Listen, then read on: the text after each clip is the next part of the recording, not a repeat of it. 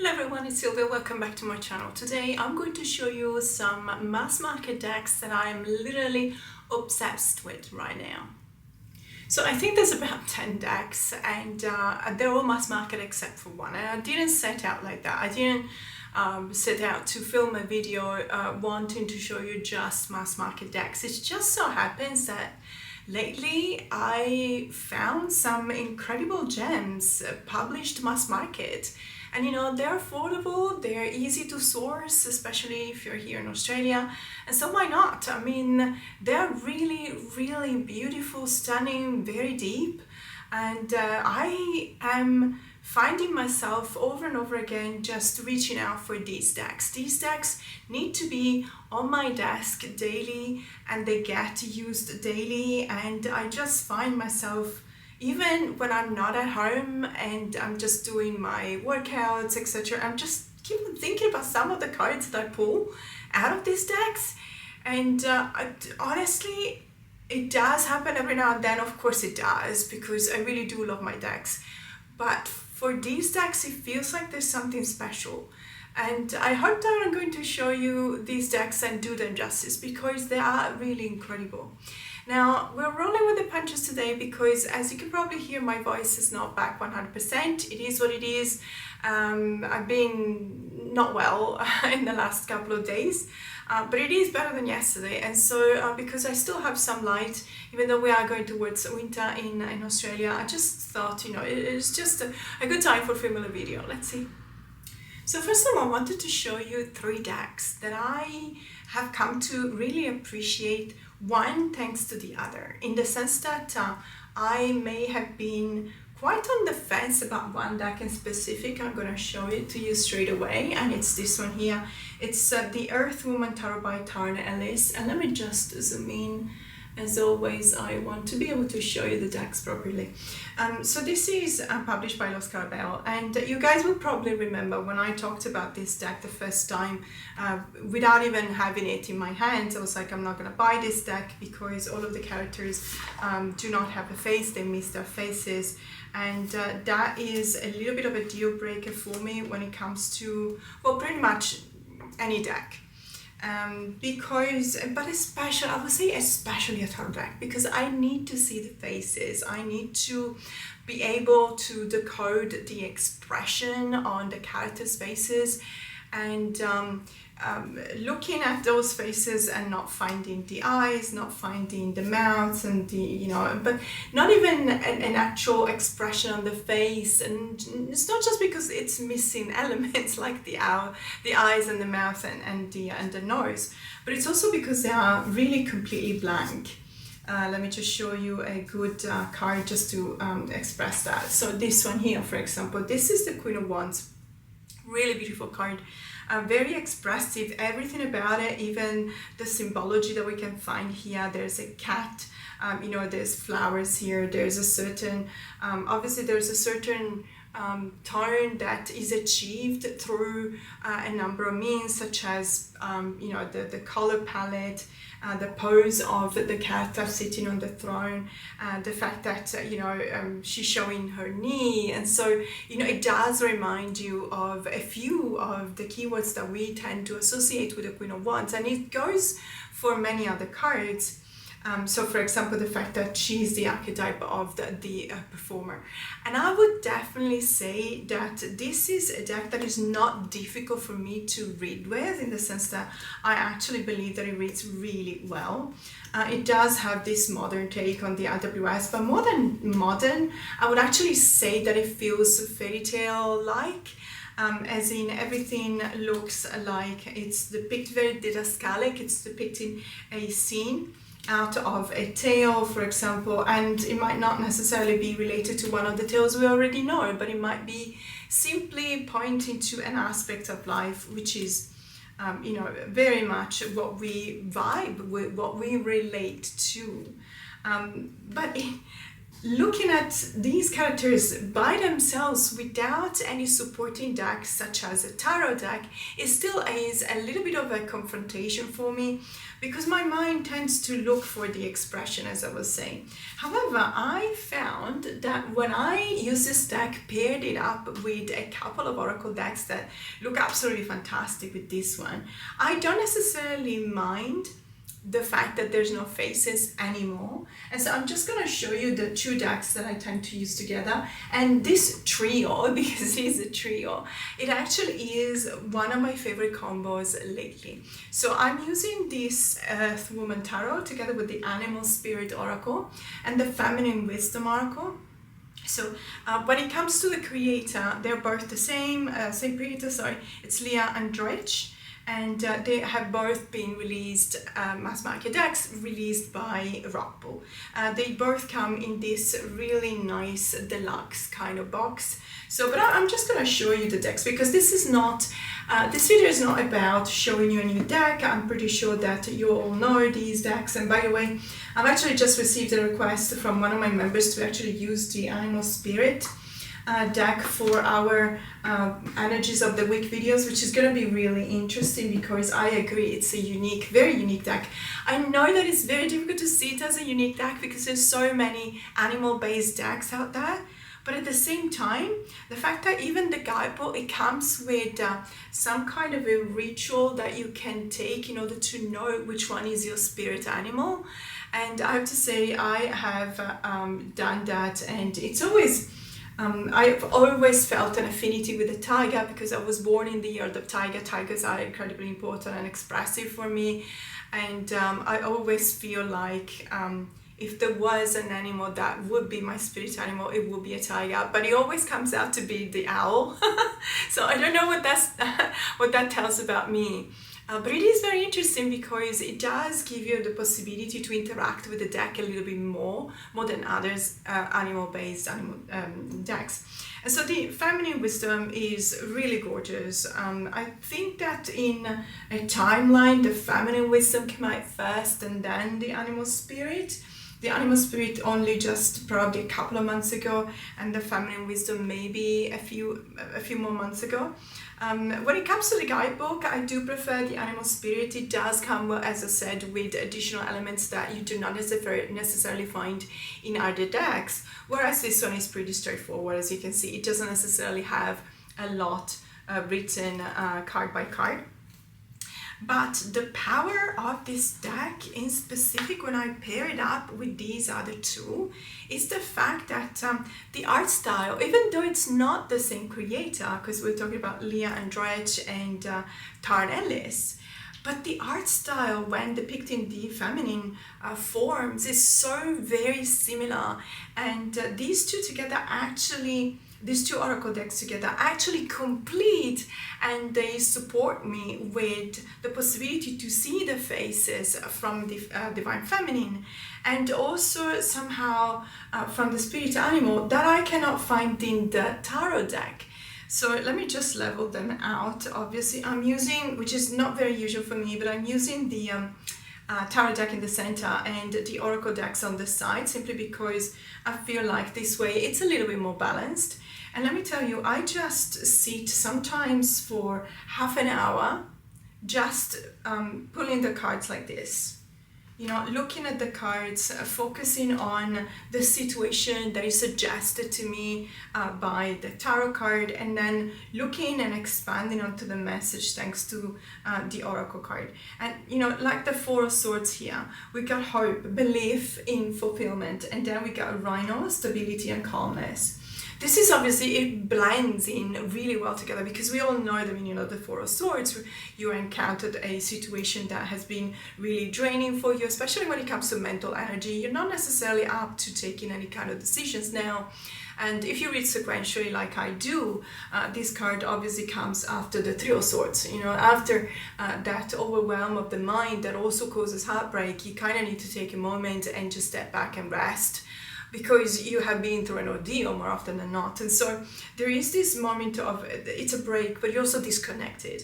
And then when you look at the Hope card, and I love this card because it could have been any kind of drawing, any kind of design, any kind of representation. But here what it shows you is that there's a, as you can see, there's a thunder in the sky, and there's this character who's gathering up flowers, and they're running through a meadow, and there is this sense of depicting hope in the moment you need it. Not just a card that would suggest hope when it's fulfilled, but when you need it. I hope I'm explaining myself, because this is a very powerful concept for me, and it's very close to my heart. Hope for me is something that should be with you when you're hopeless. Does that make sense? And so I really love this card, and it does help me understand what I need to do or who I need to be when I'm going through this moment of the Four of Swords.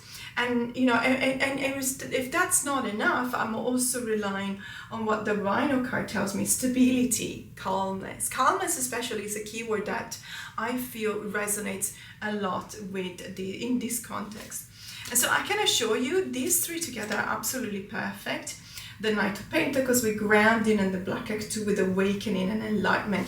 As you can see, the Divine Feminine has already, let's say, a keyword slash title on the card, and then it gives you also some sort of an affirmation or a sentence you can meditate on. For example, in this one, the keyword slash title is tribe, but it also says community with the same value. And I really love that, because it's also pairing it up with the Strength card and the Zebra card. The Zebra card that tells you individuality and uniqueness, which is kind of at the opposite end of tribe. So you're unique and you're an individual, but you are still part of, you're not an island, you're not isolated, so you're still part of a tribe. You do find your own community that supports you, and they will be with you in this kind of a struggle, if you're going through a struggle, thanks to the Strength card. So it really is a fantastic exercise to use these three together. It really helped me fine-tune my, let's say, the way in which I'm focusing on my practice for myself right now. So when it comes to tarot, having a channel means a lot of things. It means especially having a membership in my channel like I do.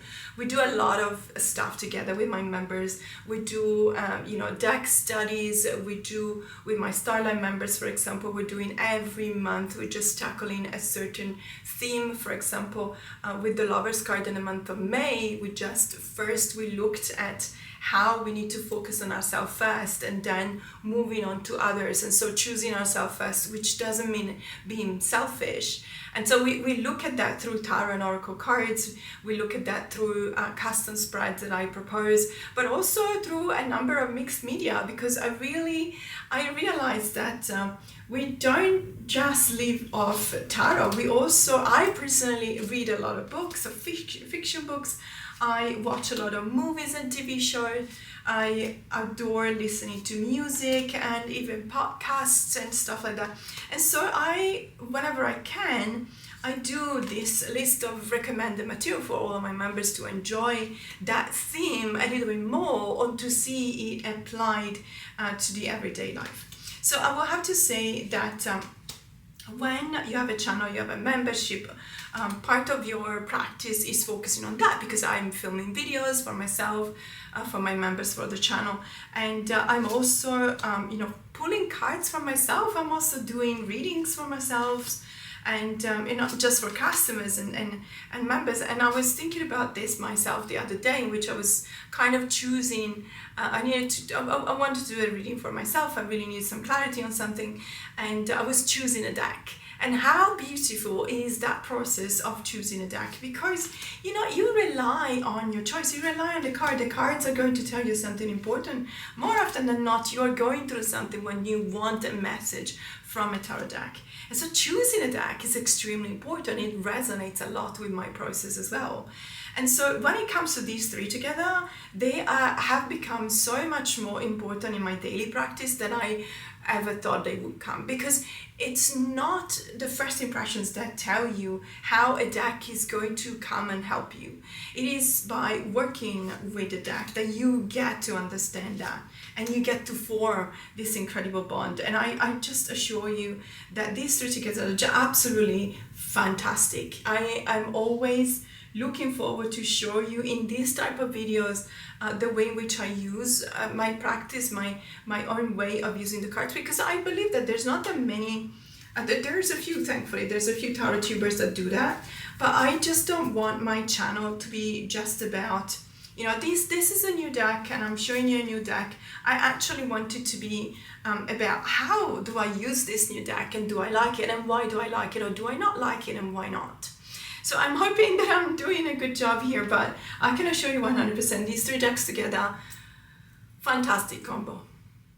Another couple of decks that I literally am obsessed with lately, and again, completely a surprise for me, these two. And let's just talk about how incredibly full of life and happiness these two decks are.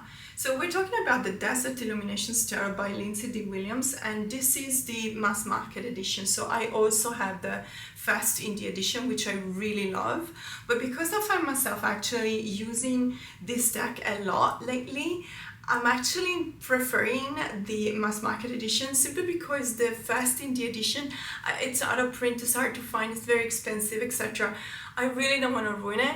And I've actually become more accustomed now to the mass market edition, which is slightly different, which is to say a lot about me, because when I like a deck for a certain specific reason, let's say it's got a certain color, it's got borders, no borders, you name it, I generally do not get swayed from that opinion when I get a slightly different version of the same deck. Don't ask me about the Tarot of the Holy Spectrum, for example. I could never use, I have the second print first edition, I could never use any other edition of that deck. I do have another edition, the Infinity, but the one that I use the most is obviously the one that I prefer, and so it goes. And I would have thought to myself, okay, well, you're probably going to like the Desert Illumination when it comes to the mass market one, because, you know, it does show a couple of changes in the cards as well. But your heart is still going to beat faster for the indie edition. I'm not so sure. I'm not so sure about that right now. I really, really love this deck. And have you tried pairing it with the Cowgirls and Aliens Oracle? This is a US Games deck. This is a rock ball deck from probably a year and a half ago, and I have to say these two are just so fantastic together, because they kind of show you the same themes. So obviously it's more like cowboys rather than cowgirls, so cowgirls and cowboys in general, and aliens, but you do have aliens and cowgirls and cowboys in the Desert Illuminations Tarot as well. And those are not the only similarities. The color palette is kind of, if not entirely the same. It does show a choice by the creators to go bold, you know, go bold and go saturated, go brilliant colors, and they're just absolutely fantastic together. And you can really choose to focus on the cards that pair up well, in the sense that there might be a cowboy and another cowboy, or a, let's say an alien and another alien. But it's just all of the cards together. It doesn't really matter whether they match on the subject or not. They're just really fantastic, and it feels like they are absolutely amazing. Let me just give another shuffle to this one, because I did shuffle it, but I just wanted to have a bit more of that. So it is a combo that I don't think that I would have been so happy to use had someone told me last year when the news about the Desert Illuminations coming mass market were released. And I was like, okay, well, fair enough. I mean, they're going to copy the second edition, so it's going to be borderless. I'm not entirely sure I'm on board with that, but it's fine. I do love my first edition. I know that I will never fall out of love with that, and I haven't, truth be told. But there is so much that I love, so much as in so many differences that make me love still the first edition, but also this one. And I don't feel like I'm cheating. I'm not necessarily cheating on my first edition indie because I love this one as well. And so really fantastic. As you can see, even the colors match really well. I love the fact that you can also read directionality if you so wish, because the characters, for example, here we got two cowgirls. So the character on the oracle card is looking in this direction, or it looks like she's looking at the character on the tarot, which is the Queen of Daggers. And so you got the drifter here, I trust myself and will find answers within. And then she's looking at the Queen of Daggers, and it's almost as if it were inviting me to identify with the archetype represented by the Queen of Daggers, which is obviously a renaming for the Queen of Swords. And I completely agree with that, because finding answers within, that is what the Queen of Daggers or the Queen of Swords does. So she is the judge, the archetype of a judge. She sees black and white and she can separate them, and she doesn't take any bullshit, or at least she sees through them. But at the end of the day, what she does, she actually chooses to be compassionate. So it's almost as if she had the capability to be really, really straight to the point and no nonsense, but at the same time, by choosing to be compassionate, she is also basking in this sense of nurturing that is typical of all the queens. So I really love this combination, and I would have to say, every single time that I actually stop, so the way in which I use pairings, like these ones for example, I just sit here, I put the decks together one next to the other, and I just look at the cards and I flip the cards, and whenever I feel like there's something that is resonating with me, I just take a moment, I stop and I think about what the meaning is and what is the card telling me, what is the message behind this combo. And in this case, for example, I really love the fact that these two characters look very similar. They're also cowgirls and they're wearing a cowboy hat. And this one tells me, look, this is the blacksmith. I will take pride in a hard day's work. And it's looking at the Knight of Daggers, and again, it really clicks, because it makes me think that, of course, the Knight of Daggers, again, daggers is swords, so the Knight of Swords is very proud of what they're doing. It's also that archetype of the warrior, because they really believe in something, and even though they have to go against everyone else, what they believe in provides them with the strength to do what they feel like they have to do. So it makes me think about warriors that go in a country and free that country, even though there might be different opinions about what they need to do. So it is very incredible that obviously pairing these two up together, so it's a hard day's work, and it's a hard life for the Knight of Daggers as well. And taking pride in that, you know, and again, very similar kind of characters, very similar kind of color palette, directionality in this case. So I just literally just flip through the cards like this, and whenever I feel like there's a message waiting for me, then I would just take a break, I would look at them, and I would just, you know, begin thinking about what it tells me, what resonates with me. Am I finding it easy to relate to the messages on the card of the oracle, for example, or am I finding it easy to understand the message from the tarot card? Absolutely in love with these two. There's also let's say, a really good dose of humor coming out of both the decks, and I absolutely love that. I'm someone who, honestly, I do prefer to laugh sometimes. We all need that.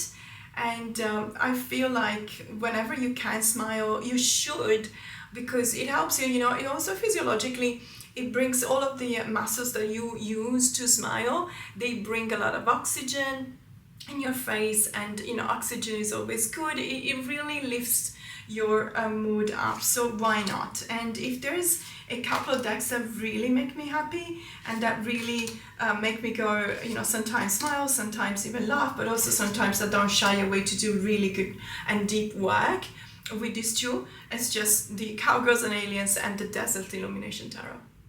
Another two decks that I really love using together these days, and I'm really obsessed with them. One of them, however, is not a mass market deck. I apologize for that. It is an indie deck that has been sent to me as a reward from a Kickstarter campaign. It is, however, a fantastic, really, really beautiful deck. And I'm talking about the Folkloric Forest Tarot. And I pair it up with a deck that I've only recently acquired.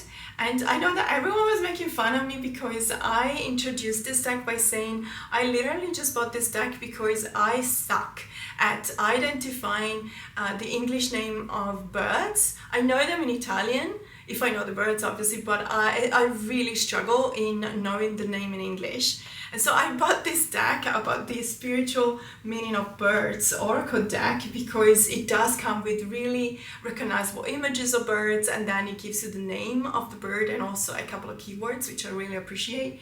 And so this became a little bit of a joke. So I started using this deck and pulling a card every day because I really want to learn the names, right? And I want to learn also the way in which the deck presents the energies related to those birds.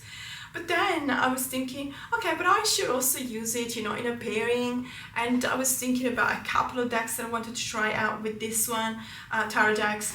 And I couldn't really find anything that really worked for me because I was trying to find the same kind of color palette and the same kind of artwork, or at least the vibe. And truth be told, I don't really have a lot of decks that would pair up in those ways, with this one. But then one day I had this deck out and I was like, well, you know what? I'm actually going to try these two together and see if it works, because you never know. And so, as I said, this is a really beautiful deck. Kickstarter campaign from, I believe, 6-9 months ago. I just lost count. And let me just quickly shuffle it. And when I received it, I didn't have a lot of time to delve deeper into this deck. And I remember that I filmed an unboxing, as I do, and then I started talking about the deck. And I just had, at that point in my practice, I had so many decks I was falling behind on, and I really wanted to work with them. And so I believe that I had to put this one aside for a while. And then I picked it back up at the same time, as I said, that I was using the Spiritual Meaning of Birds oracle. And it just works really well. Let me just show you. So just be open-minded, because when it comes to especially the color palette, what we have here is a really light background, which looks almost as if it's in contrast with a rather darker kind of background in a tarot deck. But I can assure you that the art style is very similar, but the vibes of these two decks together are just absolutely fantastic. And it really does help me. Well, it's also because this one is, there's a lot of nature, so maybe that makes it easier to make this combo. But I'm also really amazed by the messages. So the bluebird with happiness, peace, and hope, paired up with the Six of Fire, which is obviously the Six of Wands. And so in this case, the Six of Wands is portraying happiness through the victory, achieved through victory. You are the leader of a team, you won, you finished a project, you completed a project, you're being crowned as a representative of hard work and something like that. And so you're celebrating because you won something. So there is this peace and happiness and hope that accompany that. The vibes are really, really good together. It feels almost as if the birds that you see in this deck actually inhabit the world that is being built through the images on the tarot. Does that make sense? It feels almost as if you were to walk into these cards, for example, you would see this bird. And sometimes it probably doesn't make sense because we're not even talking about the same kind of continent, as you well know. Birds are very different when you change continent. Even though many birds obviously can migrate. And look at this. I mean, I'm not even doing it on purpose. We have a duck here, and what I believe is also a duck here. And and it's the sacrifice, and sacrifice is a renaming for the hangman. So we're looking at the duck weathering storms, transition, prosperity, and the sacrifice. And I love pairing up the keywords of weathering storms. You're ready to go through hell. You're ready to get that sacrifice done and dusted, but the reason behind it is because you need to make it through. And so these two absolutely make sense together, and it's amazing that they're portraying the same bird. Or if it's not the same bird, please don't tell me. Please let me live in this illusion that we're talking about the same bird. I am learning. So I really think, again, feathers and feathers. I really love the way in which these two decks actually talk to each other. The conversation are very, very interesting. They're always kind of subtle as well. You will notice that there's a couple of cards, especially I believe in the majors, that have been renamed in tarot decks. So sometimes you kind of do have to know your majors, if that makes sense. And so for me, it comes without, I don't even think about it anymore. Again, birds, with the devil. And so I can actually let myself go when I'm reading with this tarot deck, which I really appreciate and I like. And I just really love this pairing. I feel so happy when these kind of things happen, because it feels almost as if I was told, I was speaking to the decks and I was told by the decks, yes, we do like to be used together, we like each other's company, we will help you, we will be part of your routine, part of your practice, and no matter what you want to use us for, this is the right way to do it, because it's not the same bird. I know this, this is a pigeon, I know that this is not a pigeon. Fair enough, but it's still birds, and I really love the fact that this one is looking, so there is this directional, he's looking towards this page of fire, so the page of wands, and this one is looking away. And so is it telling me something? Is the page of fire or the page of wands looking away because they cast it sit still, because it's the archetype of it's the spark of life, it's the person that is never resting, it's the Peter Pan, it's called, right? And so maybe the pigeon with determination is just not going to look away. So which one of the two has been looking away first? Of course, the page of fire. But there's a story here. So maybe they need to learn something together. Maybe they need that determination that comes out of the pigeon, even though, can I just say, being born in Venice, which has a population of pigeons of 5 to 1 compared to humans, 5 pigeons per 1 human, they're not determined, or at least I don't know whether it's because maybe Venetian pigeons are different from the rest of the world's pigeons, but they're not determined, they're just very chaotic. In any case, I love the fact that we can associate new keywords to these characters, to these animals, these birds, because we are relating them to a tarot card. This is literally as high as I ever feel whenever I am using two decks together. Look at how many birds there are in the tarot deck as well. Really, really beautiful, by the way. Very both of these decks, absolutely gorgeous aesthetics, if I may say. And they work really well together too. I mean, they're really interesting. It's really interesting to read with these two. Again, with the birds, fantastic. Another pair that I'm obsessed with right now, and again, this has been a really wonderful surprise. It's these two decks. So basically, the other day I was really looking into the Magical Hours Tarot. This is by Cecilia Lattari and the illustrations are by Fabiana Belmonte. I love this deck so much. I honestly did not think it would have been so shocking for me. I knew that I would have liked it. So when you get acquainted with the deck first from a different channel, for example, or you name it, Instagram account, TikTok, whatever, you know that you may like a deck, and you at least you hope that when you do get it, you're also going to vibe with the deck. But when everything just ticks all the boxes, and this deck does, and it was really a surprise for me. I really, really love this. But, so I was using it with another couple of oracle decks that are very surreal in images, as I was talking about the surrealism that we have seen more and more, let's say in the last couple of months, 3-4 months, has been portrayed in many, many new decks. And I was thinking about that, and I was looking into other surrealist kind of oracle decks, and it just wasn't working. I mean, it was working on up to a certain level, but I felt like this deck really wanted to go deeper. Has that ever happened to you when a deck it's almost as if it was speaking to you and was saying, no, you can do better than that, you can be better than that. And so basically I tried a number of different decks and nothing was working until I found one.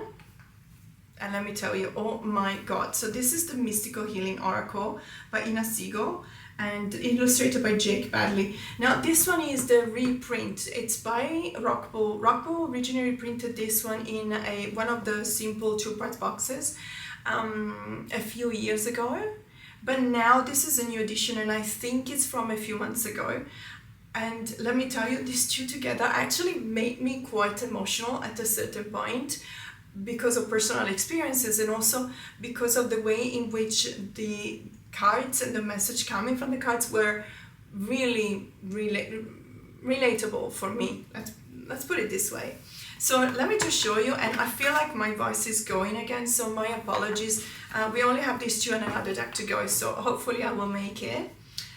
So this is a box in a box, which is not my favorite, but then again, you know, it's fine. It's a really good value, good production.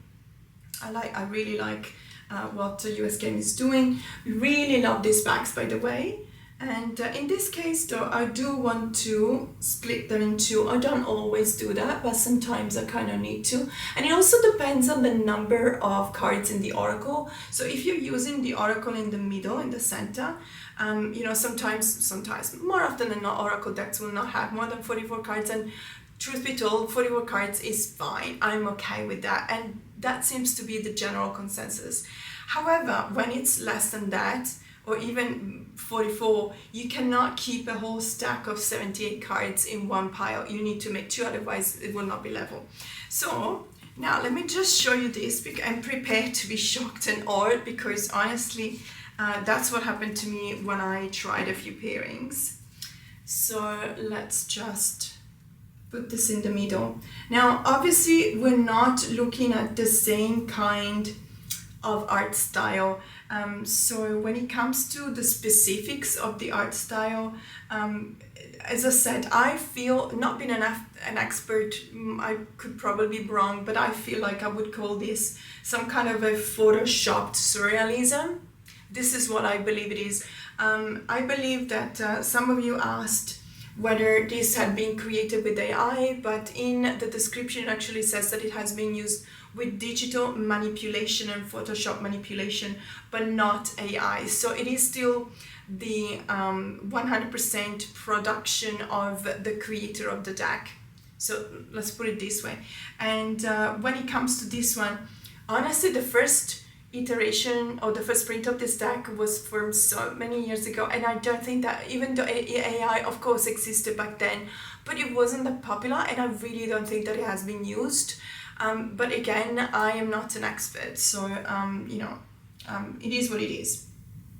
So temper your criticism. Just brace yourself, because this is so, it's like so sharp that it's very difficult not to get hurt, and then at the same time it also heals you. Does that make sense? So temper your criticism with the Six of Swords and the King of Swords, and you go, okay, yeah, if you say so. So obviously there's this play of words and temper your criticism. And I do find that sometimes oracle decks, when they do have more than a keyword, maybe 2 or 3, or they even have a sentence, that actually invite you to dig deeper into their meanings. So the Six of Swords is obviously talking about this transition, but the transition brings about this criticism because you're always feeling like you've lost something or you failed at something. I don't know if it's the same for you, but when I go through a transition that I would call my Six of Swords transition, it's always because I failed at something. And so I'm being overly critical of myself, and the oracle tell me, just, you know, don't do it in an overpowering or overwhelming manner, because that really doesn't lead you anywhere. It doesn't fulfill any kind of purpose. And then the King of Swords, this card tells me, if you do that, then at the end of the day, you will become an expert, and you will be able to face the new transition that it will inevitably come again in your life with a new set of eyes. And so, you know, just reading this way, this card is just absolutely fantastic. And I have to say also, I really love the fact that there is a little bit more balanced. Sorry, I thought I actually shuffled this one, but evidently not as much as I wanted to. So as I was saying, when it comes to the art style, we also need to sometimes we need to make concessions. I mean, it might not be the same artist, but the images still resonate a lot, maybe because they have some common elements, common symbols to them. And so, for example, we got transform anger, transform anger with the judgment and the devil. Do you see what I mean? I don't know whether it's because this is a fantastic oracle deck and it's very healing, because it's called the mystical healing, obviously. And this is a very versatile tarot. Maybe that's why these two resonate so much with each other, but it's absolutely blowing my mind. So you transform your anger, the anger that comes with the devil, because the devil is kind of triggering your anger, your shame, everything you're ashamed of, and also your anger. And it's, that voice that whips, that is on one of your shoulders, as opposed to the angel sitting on the opposite shoulder telling you to do something bad, and the angel telling you not to do something bad. But the judgment is here, so you probably have to deal with your anger now. So when you transform it, you actually overcome it. And it makes me meditate. It makes me think so much. If there's anything that I would change about this deck, is the 1 or 2 cards that are actually in landscape, which, when you're working this way with your decks, it just doesn't make sense. But obviously, when this deck was made, they did not figure that people would have used it this way, or they probably, it made sense for them to show the artwork this way in a landscape mode. So listen to your intuition with the Ace of Cups and the Wheel of Fortune. Things may go up and down, but at the end of the day, you need to be certain of what you're hearing, what you're feeling, what is your gut telling you, your intuition telling you. And maybe there is this new kind of relationship, but it's also a new project that is a nurturing of compassion, that is in your future. And so things that come and go, you need to be able to understand when they turn, when there is the sense of needing a new beginning, with an ace, in this case the Ace of Cups. Show of self-respect with the 8 of Swords. Don't close yourself down, lock yourself down in a cage of your own making. Respect yourself, understand that we're all human and sometimes we make mistakes, and so be it. With the Page of Cups, and it just tells you to have this kind of empathic energy of the Page of Cups, and use it for yourself, on yourself as well, because sometimes we actually need it. So I don't know, this is step into the unknown with the 9 of Swords. Don't be scared. If you do wake up at 3 a.m. and you're scared about something, there's something that really triggers your anxiety and your anguish, face it. Maybe that's the way you should do things. Maybe you should face it. Don't cower away. Don't stop yourself from feeling that you can overcome this fear. With the Temperance card, which talks about time and healing, I just love this too. So much. I'm doing so much healing work for myself with these two together, and honestly I would have never thought about putting them together, because at first, they make sense when you start using them, of course, but at first you go and you think about them and you go, no, they're not going to pair up nicely, there's not too many or not enough elements in common, and it's mind-blowing. It's really mind-blowing. I just absolutely love the really good work and deep work that I'm doing within myself thanks to these two decks. And last but not least, because my voice is gone, the light is gone, I really hope that I will be able to finish this video. This deck, I am so obsessed by this deck. And again, this was bought because it was on sale. It was so cheap, so affordable. I believe I paid 15 Australian dollars, which is about $9 US. And I was like, you know what, it doesn't matter. It usually wouldn't be my my preference when it comes to the art style, but I just saw it and I was like, it does intrigue me, and I just really want to try it out. And I knew that even though you can't necessarily say that it's a peep deck, because it's not, it does show you, sorry, let me just set this card aside because I need to talk about this card. So when you look at the minors, for example, this one, for example, it's not like, it's illustrated, and is it fully scenic? No. But is it beauty? Is it a lazy peep? Absolutely not. So I generally really like the pips in this. Let's call them minors. Let's give them the dignity to call them minors. I really like them because, as you can see here, for example, yeah, it's, you know, it is fully scenic as long as you look inside the frame. So, and this one, the fiber cups, I mean, with all the spilled wine, or is it blood? You know, that there's so much. It is such an amazing deck. The several cups with the question mark. It is very clever. I really found that this deck is very clever. And so I really love it. And let me just talk about this devil card.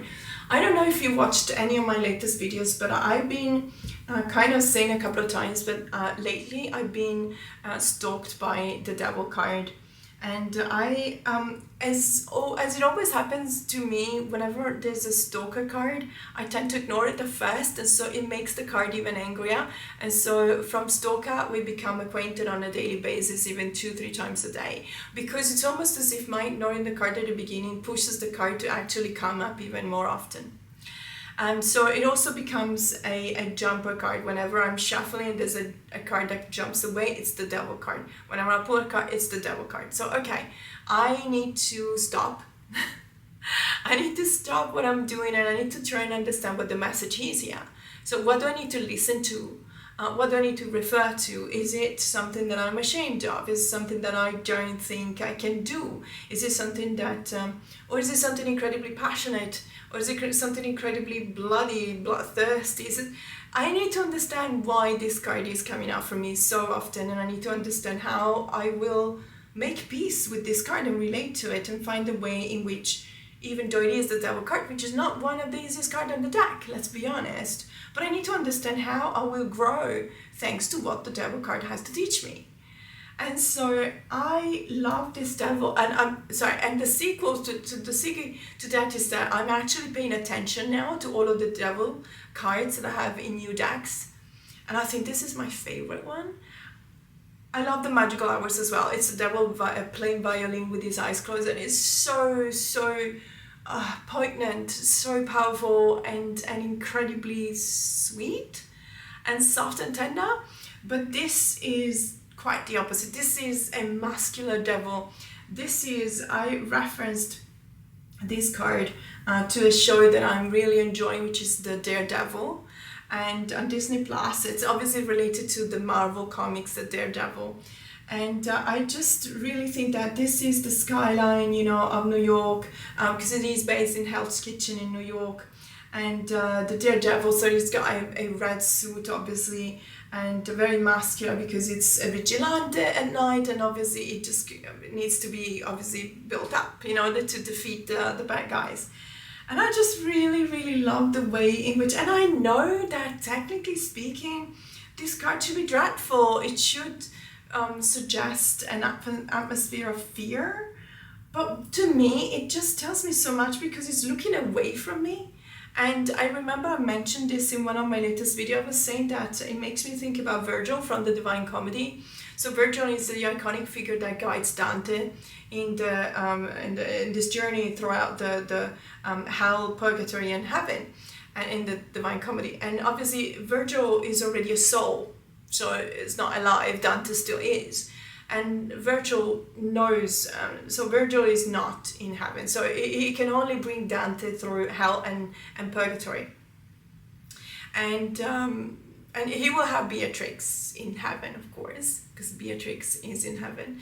But it's amazing how, because he knows everything that there is to know about hell and purgatory, he doesn't need the light, but he still shines the light towards the back because Dante is following up. And so it's called Luciferens, so the bringer of light, which is also the name that we use for Lucifer, so someone who's bringing the light, which is another name for the devil. And I was thinking, maybe this devil is actually bringing the light for me and is actually showing me the way. And you know, it's all speculation, but I really love to think of it this way. And so obsessed with this deck because honestly, I would have never thought that I would have loved a deck so simple, but so powerful as well. And it pairs up really nicely, for example, with the Oracle of Oddities, which is going to be reprinted soon. By the way, it's an indie Oracle deck. Chunky Monkey. I got something like 3 versions of that deck, and with 100 plus, I think it's 100 plus cards. So really amazing, those two together, but that's also in this. So I just wanted to show you this one and how beautiful this power card, this strength card is. For example, the Emperor. Yes, there is a lot of Greek mythology when you look at especially I believe, the majors and the court cards. But at the same time, you know, it does give me the possibility to do so much really good work. And this is the Ten of Cups and how beautiful that is. And the Magician, really, really nice. So really stoked about this deck as well. And I honestly, it was a surprise for me because I did not think that I was going to love this so much. But these are the decks that I'm obsessed with recently. And I would love to hear from you. Which decks are you obsessed with recently? Thank you so much for watching. Bye.